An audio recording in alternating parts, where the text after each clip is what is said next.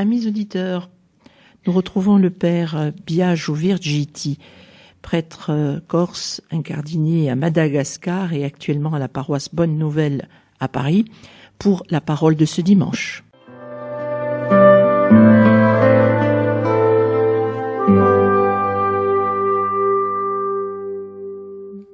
Chers amis auditeurs, bienvenue pour une nouvelle émission où nous rentrons dans le 3e dimanche du carême de l'année B.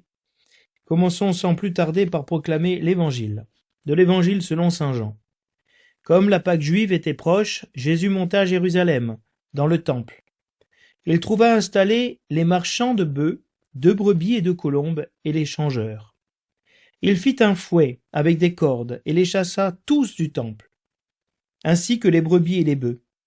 Il jeta par terre la monnaie des changeurs, renversa leur comptoir, et dit aux marchands de colombes, « Enlevez cela d'ici. Cessez de faire de la maison de mon père une maison de commerce. » Ses disciples se rappelèrent qu'il est écrit, « L'amour de ta maison fera mon tourment. » Des Juifs l'interpellèrent, « Quel signe peux-tu nous donner pour agir ainsi ?» Jésus leur répondit, « Détruisez ce sanctuaire et en 3 jours je le relèverai. » Les Juifs lui répliquèrent, « Il a fallu 46 ans pour bâtir ce sanctuaire, et toi, en 3 jours tu le relèverais ?» Mais lui parlait du sanctuaire de son corps. Aussi, quand il se réveilla d'entre les morts, ses disciples se rappelèrent qu'il avait dit cela. Ils crurent à l'écriture et à la parole que Jésus avait dite. Pendant qu'il était à Jérusalem pour la fête de la Pâque, beaucoup crurent en son nom, à la vue des signes qu'il accomplissait. Jésus, lui, ne se fiait pas à eux, parce qu'il les connaissait tous et n'avait besoin d'aucun témoignage sur l'homme. Lui-même, en effet, connaissait ce qu'il y a dans l'homme.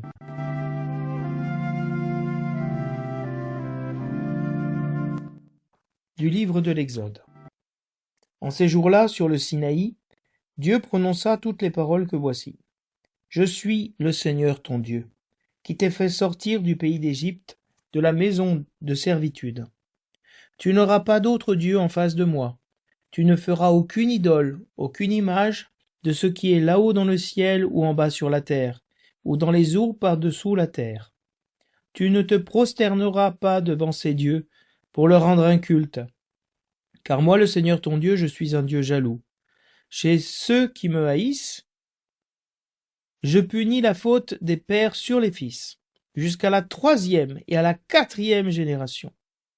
Mais ceux qui m'aiment et observent mes commandements, je leur montre ma fidélité jusqu'à la 1000e génération. Tu n'invoqueras pas en vain le nom du Seigneur ton Dieu, car le Seigneur ne laissera pas impuni celui qui invoque en vain son nom. Souviens-toi du jour du sabbat pour le sanctifier.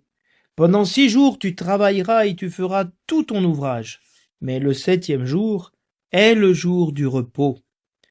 Sabbat, en l'honneur du Seigneur ton Dieu. Tu ne feras aucun ouvrage, ni toi, ni ton fils, ni ta fille, ni ton serviteur, ni ta servante, ni tes bêtes, ni l'immigré qui est dans ta ville. Car en 6 jours le Seigneur a fait le ciel, la terre, la mer et tout ce qu'ils contiennent, mais il s'est reposé le 7e jour. C'est pourquoi le Seigneur a béni le jour du sabbat et il l'a sanctifié. Honore ton père et ta mère, afin d'avoir longue vie sur la terre que te donne le Seigneur ton Dieu. Tu ne commettras pas de meurtre, tu ne commettras pas d'adultère, tu ne commettras pas de vol, tu ne porteras pas de faux témoignages contre ton prochain, tu ne convoiteras pas la maison de ton prochain, tu ne convoiteras pas la femme de ton prochain, ni son serviteur, ni sa servante, ni son bœuf, ni son âne, rien de ce qui lui appartient.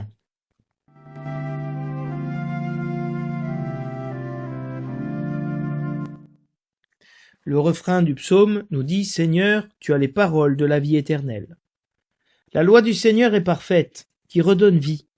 La charte du Seigneur est sûre, qui rend sages les simples.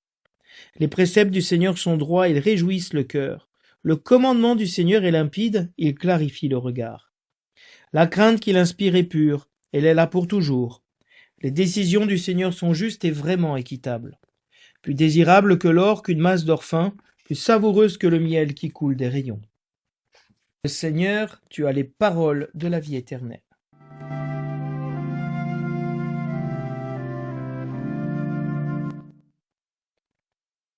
De la première lettre aux Corinthiens. Frères, alors que les Juifs réclament des signes miraculeux et que les Grecs recherchent une sagesse, nous proclamons un Messie crucifié, scandale pour les Juifs, folie pour les nations païennes. Mais pour ceux que Dieu appelle, qu'ils soient Juifs ou Grecs, ce Messie, ce Christ, est puissance de Dieu et sagesse de Dieu.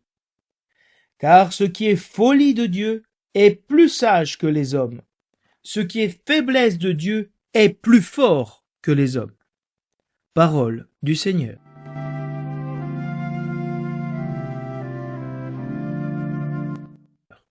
Nous voilà arrivés au 3e dimanche du carême. Et le carême est un temps double, un temps qui nous prépare à renouveler les promesses de notre baptême, ce qui devient pour les catéchumènes le temps de la purification intérieure avant le baptême, et c'est aussi, sous son second aspect, le temps de préparation immédiate à la Pâque, et donc à vivre le mystère pascal, passion, mort et résurrection de notre Seigneur. Et c'est dans ce contexte que nous sommes appelés à lire les paroles de ce dimanche. Pendant très longtemps, l'Église a eu les mêmes paroles pendant ce dimanche, qui serait dans le temps de l'Anéa, le temps qui prépare les catéchumènes justement à travers les scrutins à la Pâque et à leur baptême. C'est un temps qui vient pour illuminer et purifier les personnes, le catéchumène, sur sa propre réalité.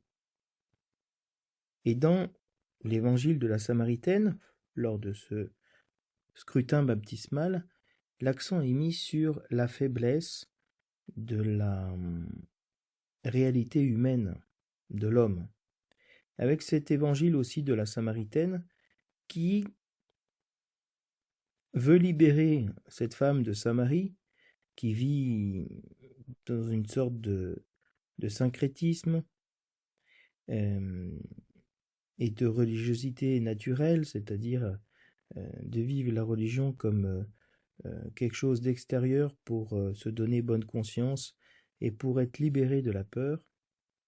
Et les paroles de ce dimanche, elles viennent pour nous libérer dans cette année B, toujours dans ce même esprit, de ce qui en nous est religion, mais qui n'est pas la foi, qui n'est pas encore la foi. Et Jésus-Christ vient ce dimanche avec sa parole pour purifier notre relation avec Dieu, pour l'établir dans une réalité véritable, profonde, vraie. Je vous lis ce que dit le rituel de l'initiation chrétienne des adultes sur ce temps où commencent les scrutins baptismaux.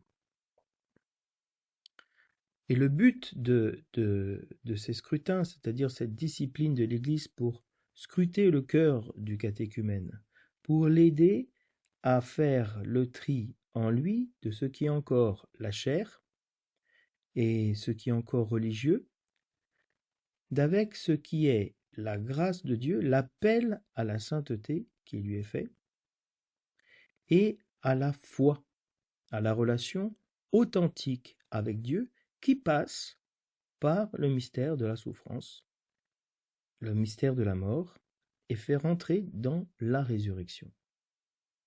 Donc ce dimanche est en continuité,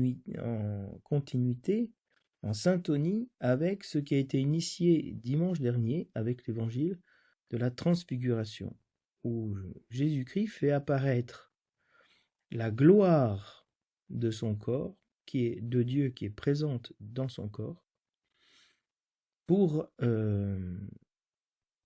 manifester et encourager ses disciples à rentrer dans le mystère pascal avec lui. Donc le rituel de l'initiation chrétienne des adultes nous dit que le but de ce temps, de ces dimanches de scrutin, donc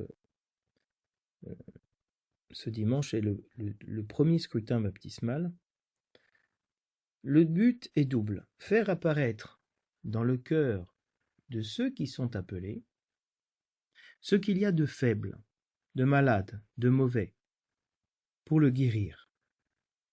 Le texte latin parle des distorsions du cœur. Il est important de purifier le cœur et l'esprit à travers une révision de sa propre vie, à travers la pénitence, c'est-à-dire la conversion, et de les illuminer avec plus de profondeur sur la connaissance du Christ Sauveur. Et donc, illuminer la fragilité de l'homme, ses manquements et les distorsions de son cœur. Pourquoi? Pour qu'elle soit guérie, purifiée, et soit donné véritablement un esprit de force, de courage.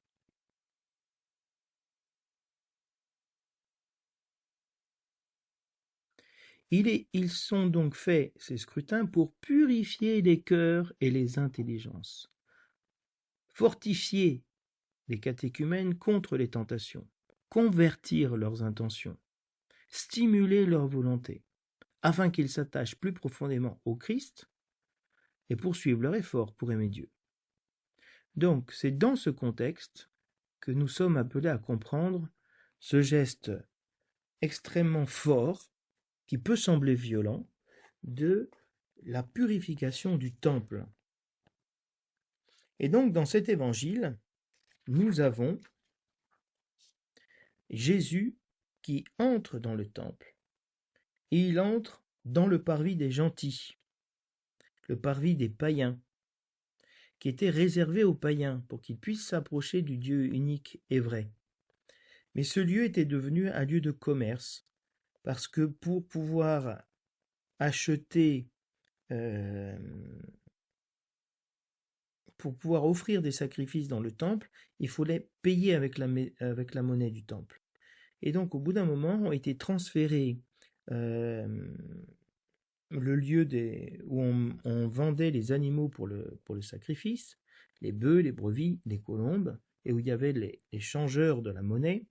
On prenait la monnaie de César et on la changeait avec la monnaie du temple, parce qu'on ne payait pas dans le temple avec la monnaie qui avait l'effigie de l'empereur, c'est-à-dire de l'idole, d'une idolâtrie. Et donc, ils s'étaient déplacés sur le parvis des gentils. Et donc, ils occupaient le parvis des gentils pour le commerce.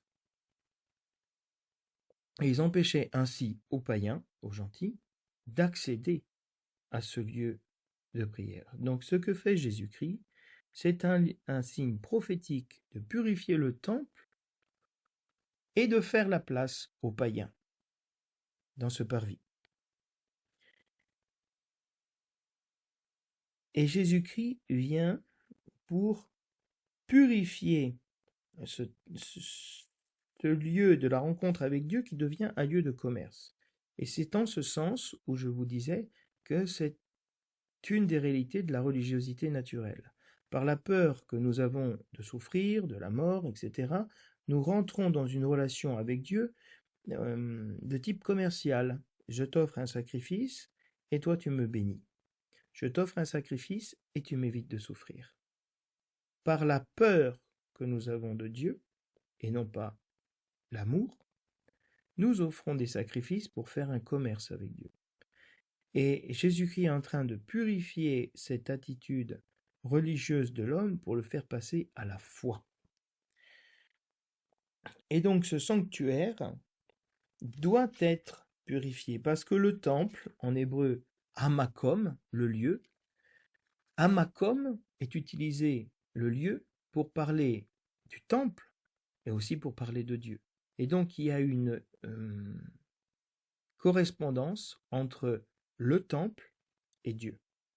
Donc ce que fait Jésus en disant « Détruisez ce temple et moi en 3 jours je le relèverai », il est en train d'annoncer ce qui est déjà dans la foi d'Israël, que Dieu est le temple.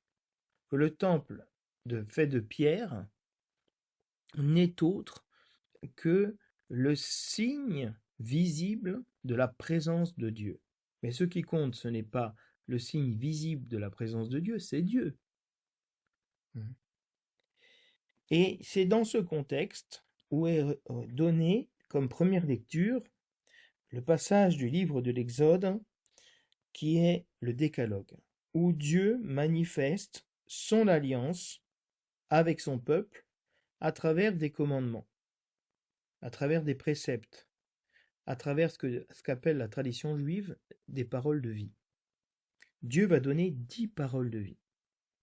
Le monde a été créé par 10 paroles. Et Dieu fit, et Dieu vit que cela était bon. Et Dieu fit, et Dieu vit que cela était bon. 10 paroles où on dit ce que Dieu fait. Et donc Dieu a créé le monde avec 10 paroles, et il le recrée, si vous voulez, il lui donne une consistance morale, éthique, à travers les 10 commandements, qui sont les 10 paroles de vie.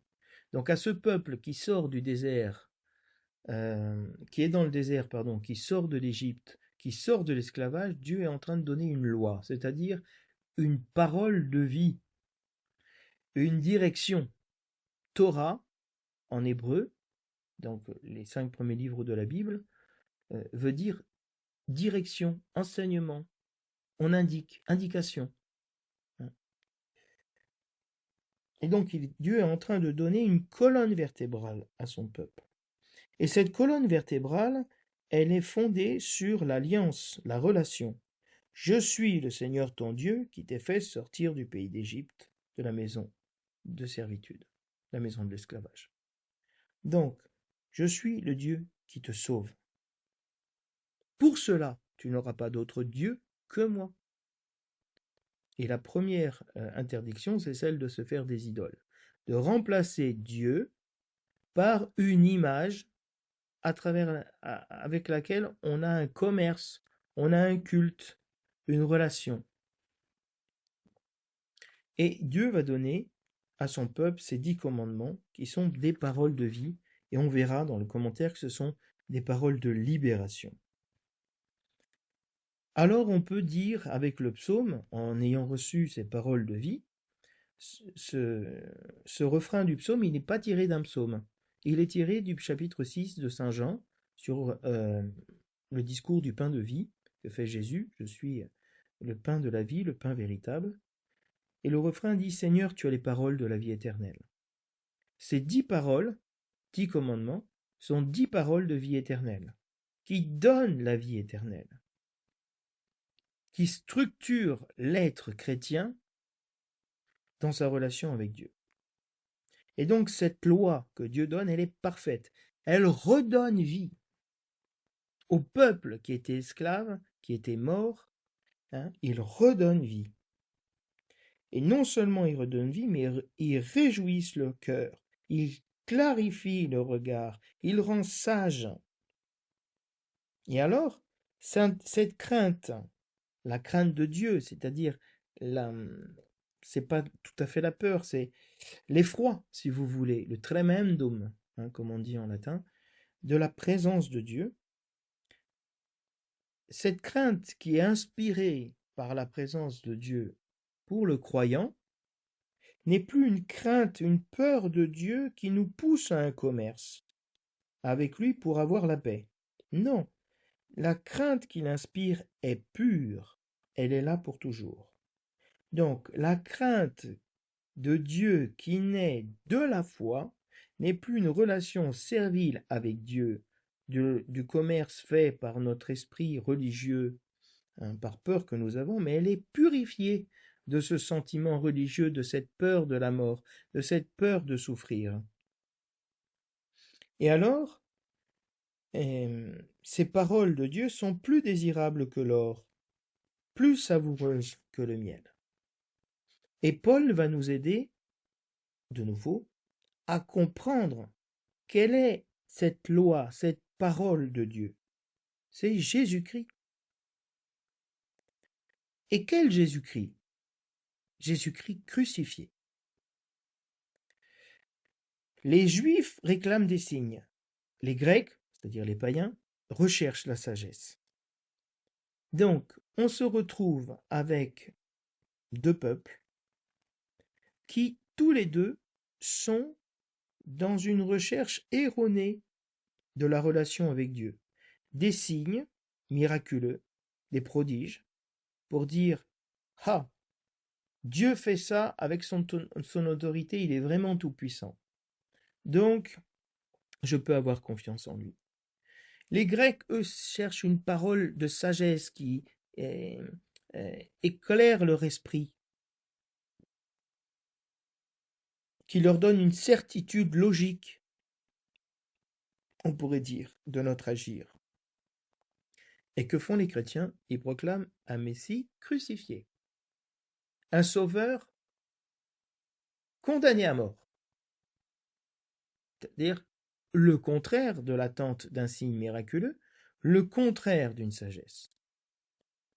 Parce que ce Messie crucifié, c'est un scandale pour les Juifs. Dieu ne peut pas être maudit. C'est scandaleux. Il ne peut pas prendre cette place. Et qu'il faille mourir, souffrir pour sauver le monde, c'est une folie pour les païens. Mais pour ceux que Dieu appelle à être chrétiens, et c'est pour ça que ce temps du carême est pour les catéchumènes la vérification qu'ils sont véritablement appelés par Dieu à devenir chrétiens, et non pas seulement portés par leur désir, qu'il y a un appel de Dieu. Et dans ce cas-là, qu'ils soient juifs ou grecs. Ce Messie crucifié, il est la puissance de Dieu. La puissance de Dieu dans le sens de cette puissance agissante de Dieu, miraculeuse, ce signe fort, et il est sagesse de Dieu. Et cette sagesse de Dieu, qui est d'avoir pris la dernière place, d'avoir envoyé son Messie souffrir pour nous, c'est une folie de Dieu, un acte, si vous voulez, irrationnel, irréfléchi de son amour. Et on comprend mieux pourquoi Jésus dira « le zèle de ta maison me dévore ». C'est-à-dire Jésus-Christ est fou d'amour pour nous. C'est pour ça que Dieu dit dans les commandements « tu n'auras pas d'autre Dieu que moi ». Dieu est jaloux parce qu'il veut cette exclusivité de l'amour conjugal avec nous. Et ce qui est la faiblesse de Dieu de ce corps crucifié, il est plus fort que tous les hommes. Même la faiblesse de Dieu est au-dessus de la puissance, de la force de l'homme. Donc dans ce contexte, on comprend comment cet évangile vient nous purifier à nous de notre mentalité, de notre manière de rentrer en relation avec Dieu et nous prépare à rentrer dans une véritable et profonde relation d'amour avec lui.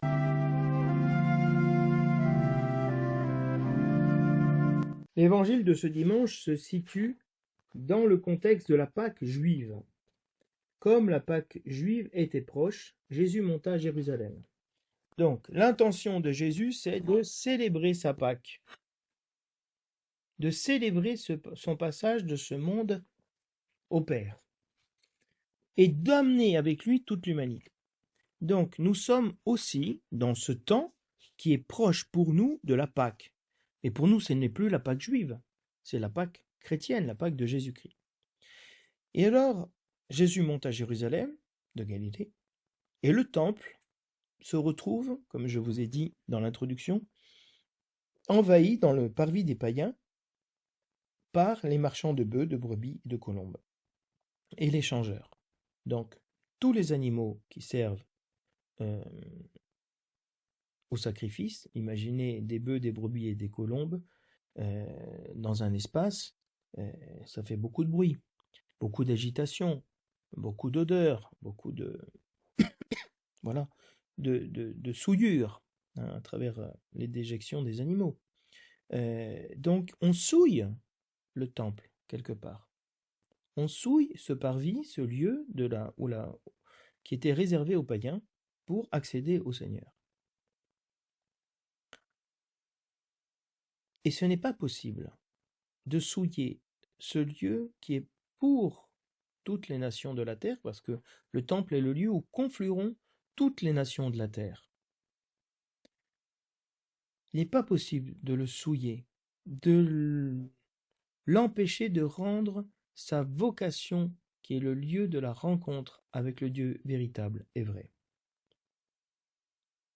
Et d'ailleurs, les païens détruiront le temple de Jérusalem. Et pas qu'une fois. Le temple de Salomon a été détruit dans l'invasion assyrienne, et le temple construit par Hérode, magnifique, qui a été construit pendant 46 ans, avec des pierres phénoménales de 3 5 mètres de largeur et de haut, des blocs incroyables. Ce temple fantastique que Jésus-Christ a vu fini, sera détruit par les païens. Et la seule chose qui reste de ce temple aujourd'hui, c'est ce qu'on appelle le mur des lamentations, le mur des pleurs. Or, la tradition dit que cette partie du temple a été construite avec l'argent des pauvres, des plus petits. Donc là, le seul sacrifice que Dieu a laissé de la construction de ce temple, c'est celui des pauvres, des petits. Donc Jésus fait un fouet avec des cordes pour chasser tous ces marchands de bœufs, de brebis, de colombes et ces changeurs du temple. Et non seulement les marchands, mais ceux qu'ils ont apportés, c'est-à-dire les brebis et les bœufs. C'est intéressant parce que les colombes, il n'a pas eu besoin de les chasser. Ou il n'a pas voulu les chasser. Pourquoi? Chacun trouvera une interprétation sans doute. Et Jésus renverse les tables où il y avait les tables des changeurs, leur comptoir où les monnaies étaient posées. Et il dit aux marchands de colombes, puisqu'il n'a pas chassé les colombes, enlevez cela d'ici. Donc il y a déjà cette Dieu et l'argent, hein, Dieu ou l'argent, et Jésus-Christ renverse l'argent. Hein, et il dit aux marchands de colombes, enlevez cela d'ici. Cessez de faire de la maison de mon père une maison de commerce. C'est intéressant parce que le temple était la maison de Dieu. Et donc, comme je vous disais tout à l'heure, Amakom, le lieu de Dieu. Ici, ce n'est plus le lieu de Dieu, c'est le lieu de la maison de mon Père. Et donc, Jésus introduit une nouveauté qui sera aussi le signe de sa condamnation, parce qu'il dira qu'il a Dieu pour Père. Ah, blasphème, blasphème. Non, il est en train de porter la véritable révélation qui est, qui est que Dieu est notre Père. Il n'est pas, si vous voulez, quelqu'un d'étranger à notre vie. Il n'est pas seulement un sauveur, comme dira la première lecture, il nous a sauvés de l'Égypte, comme un Dieu impersonnel, ou personnel mais lointain. Non, il est un Père, le Père d'Israël. D'ailleurs, tout l'Exode se base sur cette filiation d'Israël avec Dieu. Laisse partir Israël, mon fils premier-né, dira Dieu à Moïse pour qu'il le répète à Pharaon. Et donc, cette maison du Père était devenue une maison de commerce, d'échange, de business. est donc de cesser de faire un commerce avec Dieu. Ce ne sont pas les sacrifices que je veux, mais un cœur brisé et humilié, un cœur qui se convertit. Alors les disciples se rappellent eux-mêmes ce que dit le psaume. L'amour de ta maison, hein, me dévorera. Et ici, malheureusement, la traduction du dictionnaire que j'ai proclamé tout à l'heure n'est pas heureuse. L'amour de ta maison fera mon tourment. Être dans les tourments, c'est pas pareil que d'être dévoré par le zèle, par l'amour, enflammé, si vous voulez. Les tourments, c'est très négatif. Bien, un jour, on aura une traduction meilleure. Et donc, ici, les disciples se rappellent un verset du psaume qui dit « L'amour de ta maison me dévore ». Et eux, ils le transforment en futur. C'est-à-dire que ce que disait le psaume s'accomplit en Jésus-Christ. Cette lecture de l'histoire, comme un accomplissement, est propre du christianisme. Et là, les Juifs l'interpellent en lui demandant pourquoi il agit ainsi. De quelle autorité il fait cela? Personne ne va chasser Jésus du temple, parce qu'il est en train d'accomplir un geste prophétique, comme les prophètes avant lui. Et donc on lui demande ses lettres de créance qu'il a envoyées. Pourquoi il fait cela? Et quel signe il peut donner? On a entendu dans la deuxième lecture que les Juifs cherchent des signes miraculeux. Et voilà le signe que Jésus va donner. Un signe énigmatique. Donc, Jésus fait un signe prophétique et il répond pour clarifier ce signe par quelque chose d'encore énigmatique. Détruisez ce sanctuaire et en 3 jours je le relèverai. Le sanctuaire de Dieu, le lieu où Dieu sanctifie son peuple, manifeste qu'il est saint. Et l'intérieur le plus saint du temple s'appelait le Saint des Saints. Et là, les Juifs ne comprennent pas et pensent que Jésus est en train de parler du sanctuaire physique de Pierre, qui a été bâti pendant 46 ans par Hérode le Grand. 46 ans, c'est plus que la vie d'un homme à l'époque. Et toi, en 3 jours, tu vas le relever? Et donc, il y a cette incompréhension qu'il y a entre ce que Jésus dit et ce que nous comprenons.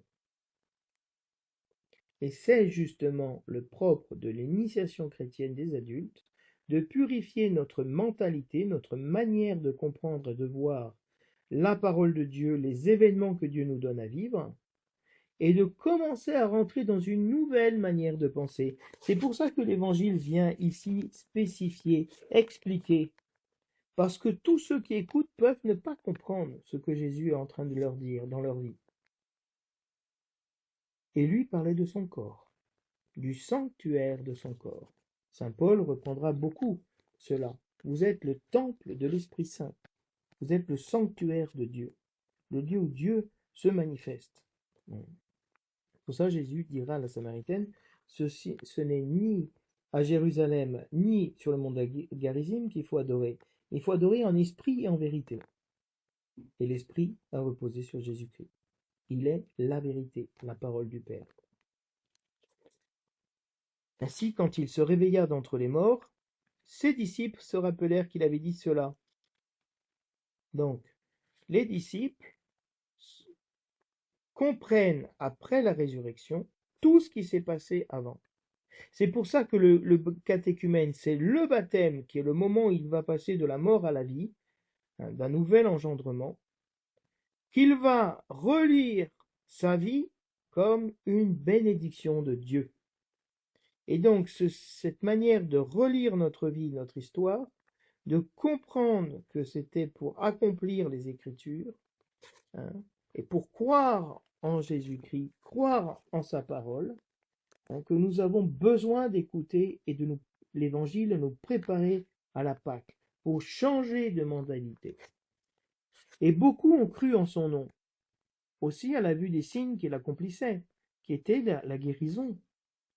Mais Jésus n'avait pas confiance en eux, dans cette adhésion qu'ils avaient dans les signes. Et de fait, quelques jours plus tard, il sera mis à mort. À mort, crucifiez-le. On accueille Jésus-Christ au dimanche des Rameaux. Hosanna au fils de David. Oh, béni soit celui qui vient au nom du Seigneur. Et 2 jours plus tard, à mort, crucifiez-le. Il a blasphémé. Cette capacité que nous avons tous à être l'homme d'un moment et de nous retourner et de retourner notre veste contre Dieu. Et donc Jésus-Christ sait très bien que cette adhésion de l'esprit à travers les signes n'est pas viable. Elle ne peut pas porter le fruit de la vie éternelle. Et c'est pour ça qu'il va mourir, lui, à notre place. Il savait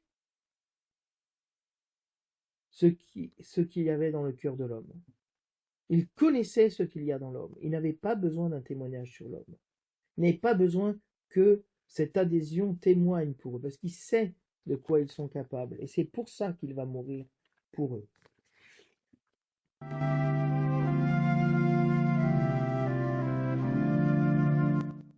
Alors, c'est dans ce contexte que on peut comprendre de manière plus profonde l'alliance que Dieu fait à son peuple dans la première lecture. Après donc la révélation que Dieu fait à Moïse, sa manifestation, il va donner à Moïse les tables de la loi, et Dieu prononce les paroles. Je suis le Seigneur ton Dieu, qui t'ai fait sortir d'Égypte, de l'esclavage. Je suis ton libérateur, ton sauveur. Je suis ton Dieu. Tu n'auras pas d'autre Dieu que moi. Et ça, c'est très intéressant, parce que le Cantique des Cantiques nous dit cela. Mon bien-aimé est à moi, et moi je suis à lui. Mon bien-aimé est à moi, et moi je suis à lui. Je suis ton Dieu, tu es à moi. Tu n'auras pas d'autre Dieu que moi. Tu n'auras pas d'autre époux que moi. Les prophètes disent, ton époux, c'est ton créateur. On entend cette parole dans la veillée pascale. Et donc, il y a un refus de l'idole. C'est-à-dire de continuer à rentrer dans une mentalité religieuse avec Dieu. C'est un Dieu qui sauve de l'esclavage, de l'histoire, de toutes les souffrances dans lesquelles on peut être, de nos passions, de nos vices, de nos distorsions du cœur, nos blessures, nos complexes. Et donc, on ne peut plus rentrer avec Dieu dans une relation de crainte, de peur, de commerce. Et donc, la raison pour laquelle on ne peut pas rentrer, l'idolâtrie, c'est l'image de l'adultère. Le Seigneur est notre époux. Donc tu n'auras pas d'autre Dieu devant moi. Tu ne rendras pas un culte. Je suis le Seigneur ton Dieu, je suis un Dieu jaloux. Dieu est jaloux, comme dans le mariage, on est jaloux de sa femme ou de son mari. Jaloux dans le bon sens du terme, dans le sens noble. C'est-à-dire, on fait une seule chair avec elle. On ne peut pas laisser quelqu'un rentrer dans cette relation et briser et souiller cette relation. Et Dieu punit la faute de l'idolâtrie sur les pères, des pères sur les fils, jusqu'à la 3e et 4e génération. On peut dire, ah, c'est beaucoup, Dieu est mauvais, Dieu est méchant, Dieu punit, Dieu châtie. Celui qui aime, il corrige, c'est-à-dire il redresse la personne qui s'est courbée à travers l'idolâtrie. Mais je monte ma fidélité jusqu'à la 1000e génération. Donc il y a une disproportion énorme entre le châtiment et la bénédiction. 4 générations. Le père, le fils, le petit-fils, l'arrière-petit-fils. Voilà, 4 générations. Pas plus. Mais la bénédiction de Dieu, 1000 générations. C'est énorme. Et donc, on ne peut pas invoquer le nom de Dieu en vain, hein, pour, si vous voulez, comme pour vouloir acheter Dieu pour qu'il bénisse nos actions. Au contraire, on rentre dans le jour du sabbat pour être sanctifié. Et là, je vais vous montrer que Dieu nous libère. Donc Dieu a libéré son peuple de l'esclavage. Première libération, l'idolâtrie. Deuxième libération, d'invoquer le nom de Dieu en vain, de parler pour ne rien dire, d'utiliser le nom de Dieu pour faire voilà, pour se donner bonne conscience. Libération du travail, le sabbat, un jour de repos, c'est le jour de sanctification, hein, où Dieu nous sanctifie, un jour de repos qui est sanctifié par le Seigneur. On ne se rend pas compte aujourd'hui dans nos sociétés modernes combien un jour de repos, c'est fondamental et c'est une libération. Combien de peuples se travaillent tous les jours et n'ont pas de jour de repos. À Madagascar, dans la situation dans laquelle sont beaucoup de personnes qui sont très pauvres, le dimanche, il faut qu'ils vendent quelque chose. Tous les jours, ils doivent vendre quelque chose de leur production, parce que sinon, ils n'ont pas d'argent pour s'acheter du riz et manger eux-mêmes et leur famille. Donc, ils sont condamnés à travailler pour vivre. Et le sabbat, c'est la libération du travail pour une vie pleine. Honore ton père et ta mère pour avoir une longue vie sur la terre. Et ce commandement, le 4e, est au cœur, si vous voulez, des 10 commandements. C'est-à-dire la transmission de la foi aux enfants et l'amour que Dieu a comme père pour nous. Parce que toute paternité vient de Dieu, toute maternité vient de Dieu.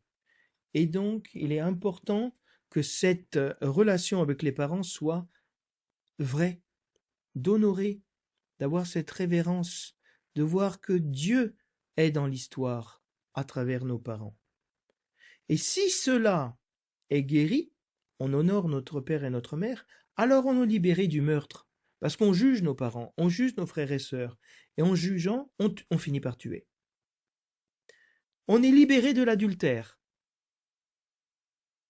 Nous ne sommes plus obligés de prendre la femme d'un autre, parce que nos pulsions, nos passions nous entraînent à cela.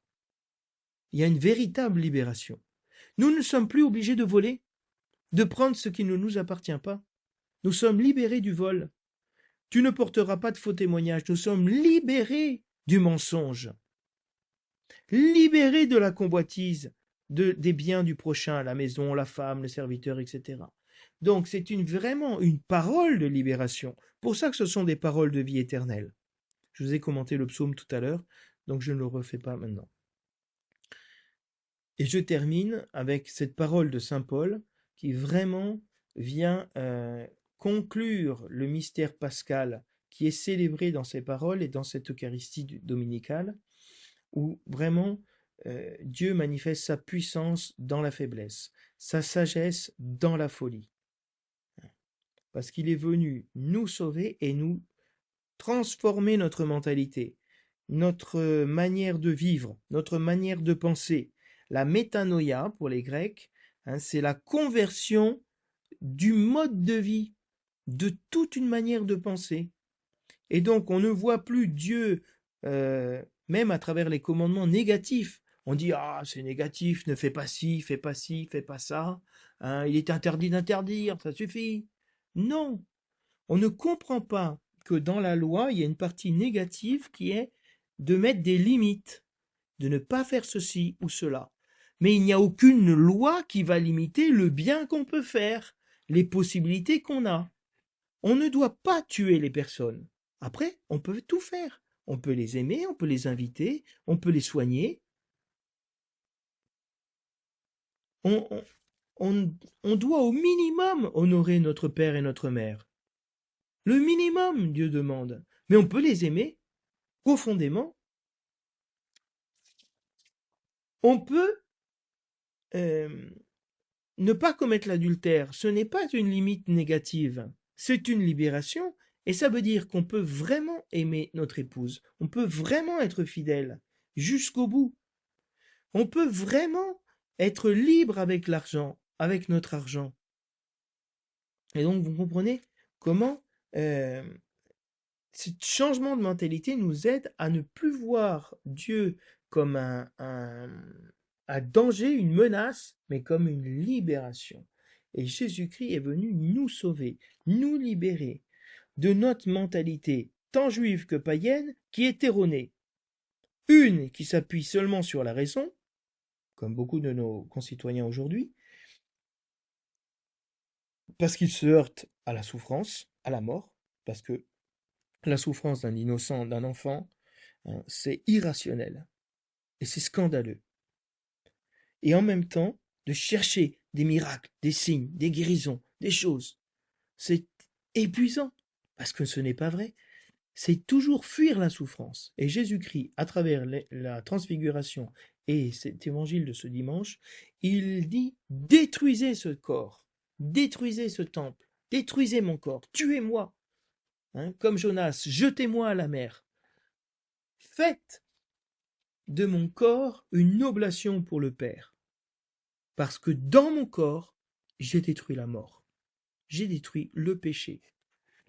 Donc, chers amis auditeurs, je vous souhaite un bon dimanche, plein de grâce et de bénédictions, pour que nous puissions vraiment être libérés de la part du Seigneur et entrer dans cette vie nouvelle qu'il nous a promis qu'il va nous donner dans cette Pâque. À la semaine prochaine.